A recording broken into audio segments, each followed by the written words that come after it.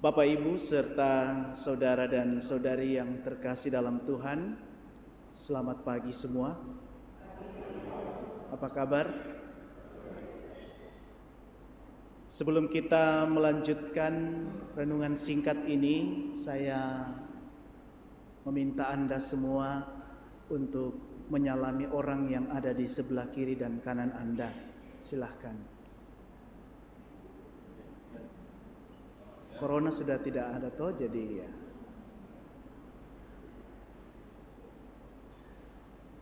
Bapak Ibu sekalian, sesuatu yang sangat simpel sekali. Tetapi coba dibayangkan ketika kita mau menyalami orang lain dan orang lain itu tidak mau menyalami kita. Ketika kita memberi tangan seperti ini, tetapi orang tidak mau menjabat tangan kita.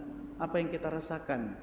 Pasti ada perasaan mungkin tidak enak, mungkin malu, ataukah mungkin orang ini masih takut dengan corona, atau sudah terbiasa hanya begini, ataukah juga ya muncul di dalam pikiran kita macam-macam, sehingga kadang-kadang kita malu sendiri, kasih tangan begini tidak ada yang pegang, sehingga kita mungkin begini-begini saja, tidak ada yang ini. Tetapi ketika ada yang menjawab tangan kita, memegang tangan kita, ada perasaan apa? Ada muncul senyum, ada muncul rasa gembira, ada muncul perasaan senang dalam diri kita.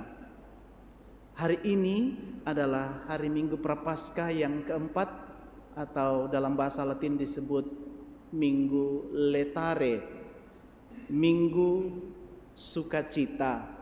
Mengapa disebut sukacita? Lalu mengapa Pastor Franz menggunakan warna pink? Nah, ini pink ini menjadi warna sukacita. Saya tidak pakai pink karena tidak cukup warna pinknya, jadi pakai ungu. Tetapi Minggu Letare itu menggunakan warna pink. Saya ingat saya waktu jalan di biara Pink Sister di Filipina. Itu biara suster yang semuanya pink. Jadi bukan susternya yang pink, tapi maksudnya catnya biara itu warnanya pink, bajunya suster semua pink, pembantunya juga pakai warna pink, kos kakinya saya lihat dia pakai pink juga. Untung satpamnya tidak pink waktu itu. Tetapi semua serba pink di sana. Tapi dia kontemplatif, jadi tidak keluar, hanya di dalam biara. Nah, mengapa disebut sukacita? Mengapa kita bersukacita padahal di masa Prapaskah? Karena Allah kita ini berada dalam situasi dosa, kegelapan, ya, kegelapan seperti dalam bacaan Injil tadi. Nikodemus dikatakan datang menemui Yesus pada waktu malam. Malam ini simbol kegelapan, ya. Nah, ketika kita bingung, tidak tahu harus berbuat apa, kita tidak bisa menyelamatkan diri kita. Hanya Tuhan yang bisa mengambil kita dari lumpur dosa. Tidak ada cara lain. Hanya Tuhan yang bisa menarik kita. Dan yang bisa menarik kita Tuhan itu bukan karena kita meminta pertama-tama, tetapi karena Tuhan yang pertama-tama berinisiatif mengambil kita dari kedosaan kita. Dialah yang pertama-tama menyelamatkan kita. Dia menarik kita dari dosa kita dengan menjadi manusia sengsara wafatnya, dan pada akhirnya dia mengalami yang namanya kebangkitan. Sama peristiwa dalam bacaan pertama tadi kita dengarkan bagaimana orang Israel yang mengalami kebingungan, mereka dibuang di negeri Babel. Mereka di sana bertahun-tahun dan mengalami kesulitan. Tetapi Allah mengutus para nabi untuk mengingatkan mereka, dan ada rasa sayang, ada belas kasih dari Tuhan untuk menyelamatkan orang Israel. Nah, apa yang dituntut dari kita sebagai timbal baliknya?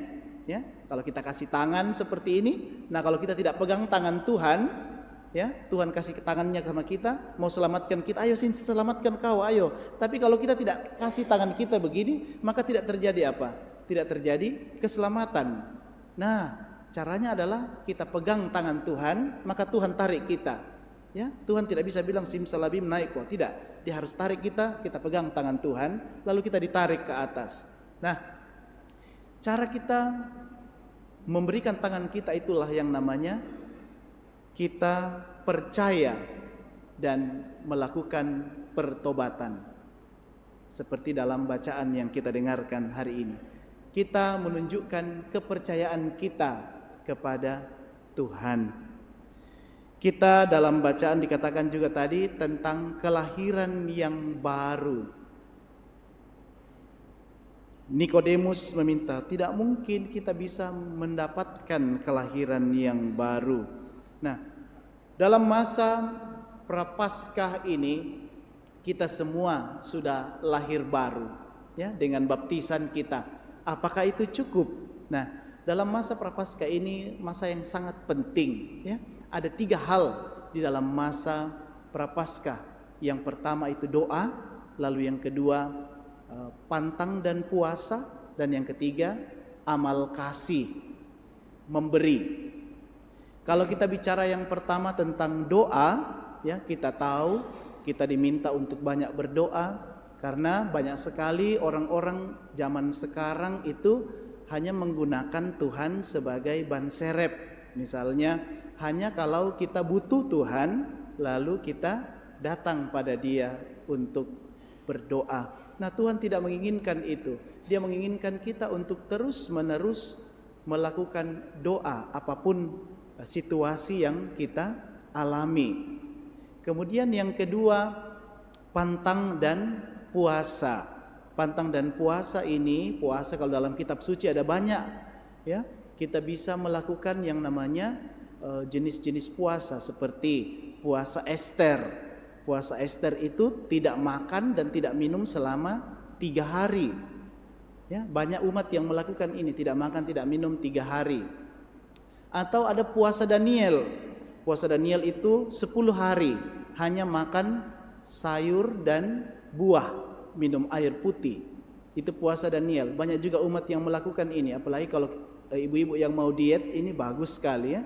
Puasa Daniel 10 hari tidak makan, tidak minum, hanya makan sayuran dan buah-buahan. Ataukah ada namanya puasa Ayub. Puasa Ayub itu 7 hari 7 malam. Tapi puasa Ayub ini bisa makan dan minum, tapi tidak bicara selama 7 hari 7 malam. Mungkin ibu-ibu mengatakan, puasa Ester mode pastor daripada tidak bicara selama 7 hari 7 malam. Dan kita lakukan puasa kita sekarang itu apa? Pada hari Rabu Abu dan Jumat Agung, dan dalam Jumat dalam bulan selama masa Prapaskah itu kita berpantang. Nah, itu pun juga diperkecil sedikit, hanya sekali makan kenyang, ya, bukan makan kenyang sekali, ya, jadi itu. Nah, ini bagaimana kita belajar dengan pantang dan puasa kita mulai belajar untuk mengontrol diri kita, kemudian kita belajar untuk merendahkan diri kita di hadapan Tuhan. Saya kira umat bagus untuk mencoba jenis-jenis puasa ini. Kalau ini anak-anak seminari, beberapa dari mereka, ya, yang hadir pada kesempatan ini, itu kalau hari Jumat mereka tidak makan pagi sampai malam. Nanti malam jam-jam 7 baru mereka makan malam. Sehingga anak-anak seminari kalau setengah 7 biasa mereka sudah doa sore gitu, ya. Jadi saya perhatikan, wah ini anak seminari kalau biasanya terlambat, tapi sekarang ini cepat sekali. Kalau setengah 7 mungkin lapar, jadi cepat-cepat sembahyang pastor. Nah, kemudian yang ketiga itu tentang amal kasih.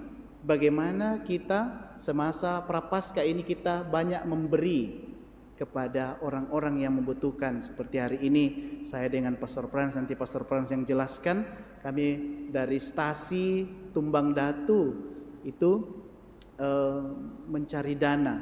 Kita belajar untuk memberi apa yang Tuhan, berkat Tuhan yang Tuhan berikan kepada kita. Bagaimana kita menyalurkan, seperti ungkapan terima kasih, ya. Terima, kita kasih sama orang, kita terima lagi dari Tuhan, kasih lagi, kita terima. Jadi berkat itu terus mengalir kepada kita, ya. Ada juga orang yang mengatakan pada saya, pastor, kalau ada orang yang baik sama saya akan bisa lebih baik 2 kali daripada dia. Saya bilang, ibu, bapak, bapak itu sesuatu yang biasa. Ya, Yesus mengatakan semua orang melakukan itu, orang-orang dunia ini melakukan itu. Tetapi yang tidak biasa adalah ketika orang tidak baik sama kamu, kamu tetap baik sama dia. Bahkan kamu lebih baik. Nah, itu yang dimiliki oleh seorang Kristiani, seorang Katolik yang baik. Maka saudara-saudari yang terkasih dalam Tuhan, mari kita mohon rahmat Tuhan pada Minggu Sukacita, Minggu Letare ini. Semoga kita menunjukkan, menjawab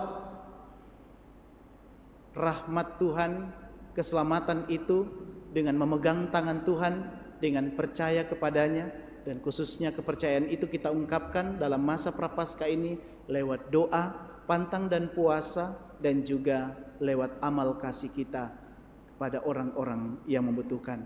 Tuhan memberkati kita semua. Amin.